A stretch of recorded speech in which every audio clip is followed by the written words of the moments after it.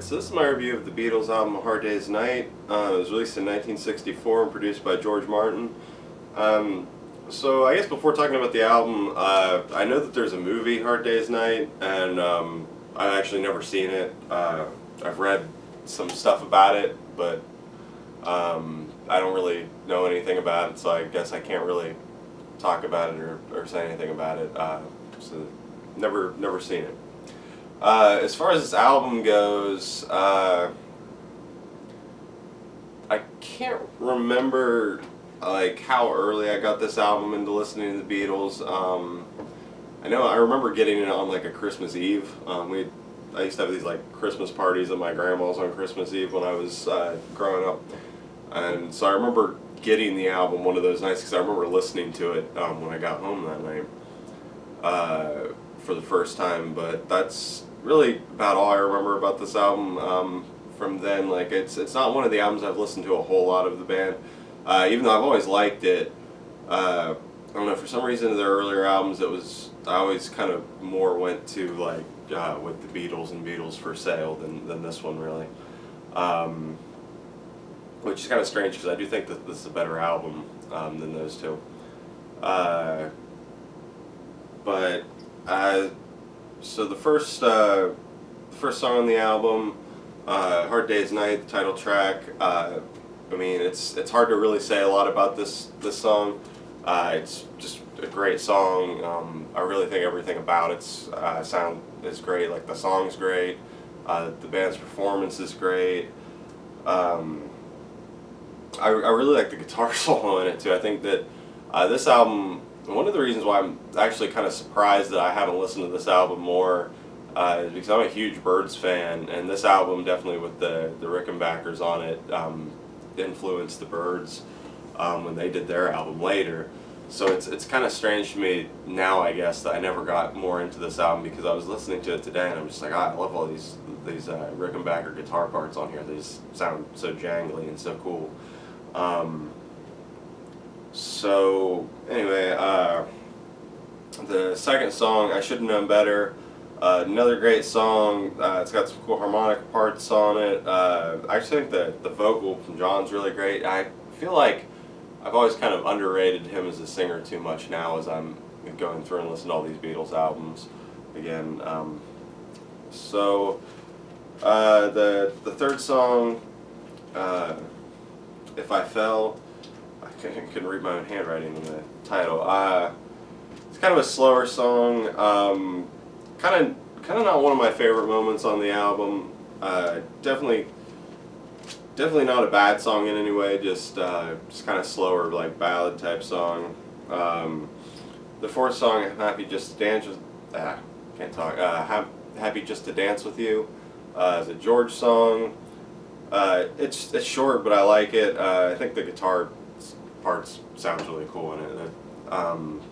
And I think the drums on the song sound pretty cool. Like I like Ringo's playing like on the whole album, but there's a couple times on here where he does things that just like sound really cool. This song is definitely one of those.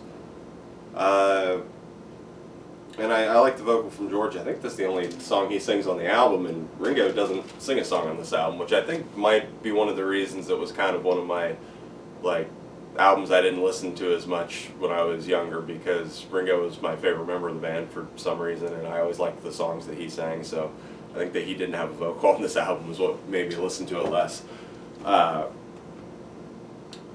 So, let's see, that was, alright. So the fifth song, "And I Love Her," is kind of like another slower ballad song sung by Paul.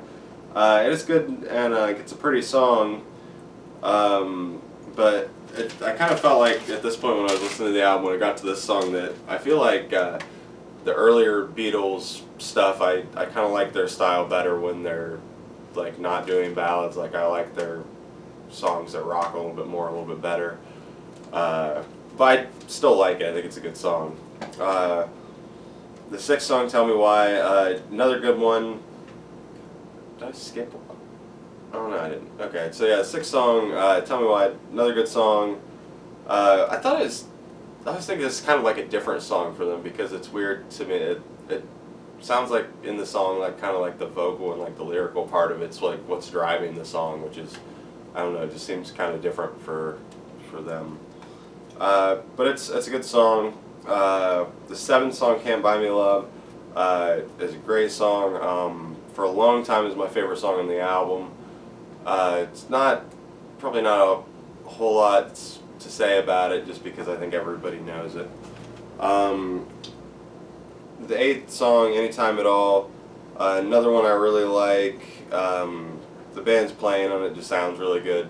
I mean, it sounds really good on the whole album, but every now and then I just want to point it out on the song, I guess. The ninth song, "I'll Cry Instead," it's fine, but kind of really short. It's only like 1:44. The 10th song is "Things We Said Today." I like it. Kind of has a darker sound for the album, which is cool. The 11th song, "When I Get Home," kind of not really one of my favorite songs on the album. I kind of not a huge fan of the vocal part there, like whoa ah or whatever they do. It just, I don't know, not one of my favorite songs in the album, just see from like a songwriting perspective, I guess. But the band sounds fine on it, and so it's just like it doesn't really like bother me or anything. It's a fine song. It's just like it comes on and I'm like ah. The 12th song, "You Can't Do That," another one I like. Another one where the guitar stood out again and just sounded really cool. It also sounded like there was some cool like percussion stuff going on this track, and also on a lot of tracks on this album, which is something that I don't remember from the earlier two albums, so they must have just like started doing it on this album, which is cool, because it does add like a whole nother kind of interesting thing to their sound. And the 13th song and final song on the album, "I'll Be Back." I like this one too. I think it's a good way to end the album.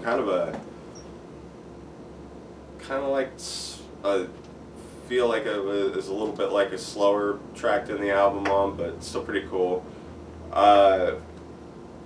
So I think the album as a whole, "Hard Day's Night," I give it like a 4 out of 5. I think it's kind of gone up in my opinion of it's gone up, especially with like how cool the guitar is on this album with all that like jangly Rickenbacker guitars going on and stuff. I still feel like the first half of this album is a little bit stronger than the second half, probably only because the one song that I don't really like is on the second half. But I mean, it's a really even album. Pretty much every song on it's great. Definitely a really good album. Probably if I had to say now, maybe like the best of their earlier albums. I'm not sure, because I don't know. It's been a really long time since I've listened to Help. Anyway, definitely recommend it if you're a Beatles fan, especially if you like the early stuff. This is definitely like a must listen to. So yeah, definitely a really good album.